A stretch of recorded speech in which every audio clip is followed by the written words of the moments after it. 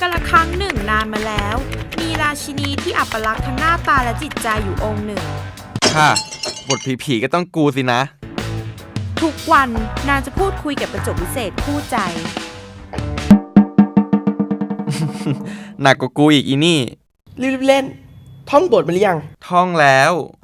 Miller Miller on the floor True fitness of team all Mirror Mirror on the wall Who the fairest of them all อย่าเป็นเชอริสเทอรอนถูกไหมจูจี้บอกข้ามาเดี๋ยวนี้ ใครสวยที่สุดในปัตตภีจะเป็นใครไปได้ล่ะถ้าไม่ใช่คนที่เขียนเรื่องนี้นางสโนไวท์ลูกเลี้ยงของหล่อนยังไงล่ะ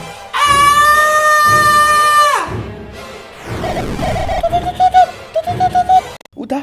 ขออนุญาตแต่เข้า breaking news ค่ะ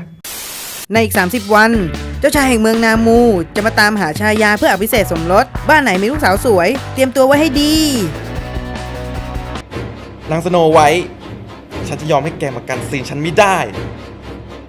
ทำให้ใบหน้ามันอัปลักษณ์สิคะเหมือนกับนางหน้าของแม่อีนี่แต่ดีนางสโนไวท์จากนี้ไป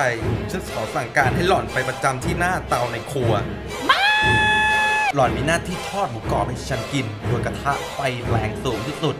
หล่อนจะต้องหน้าพังเจ้าชายจะไม่ชายตามองหล่อน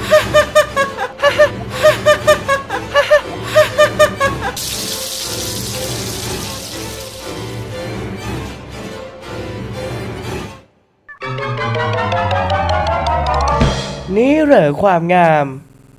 ดูสภาพมึงด้วยนี่หวังจะเคลมเจ้าชายถูกไหมเจ้าชายเสด็จแล้ว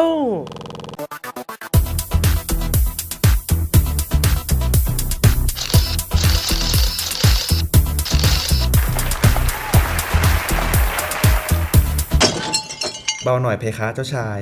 โทษ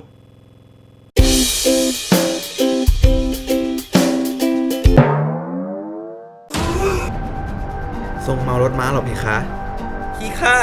เอากระโถนให้เจ้าชายอ้วกเดี๋ยวนี้ได้ค่ะ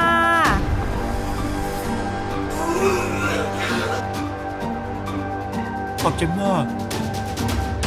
เจ้าชื่อสโนไวท์เพคะทำไม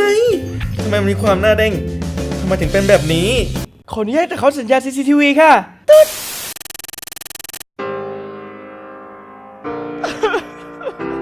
อย่าร้องไห้เลยนะสโนไวท์เสียงใครน่ะอยู่นี่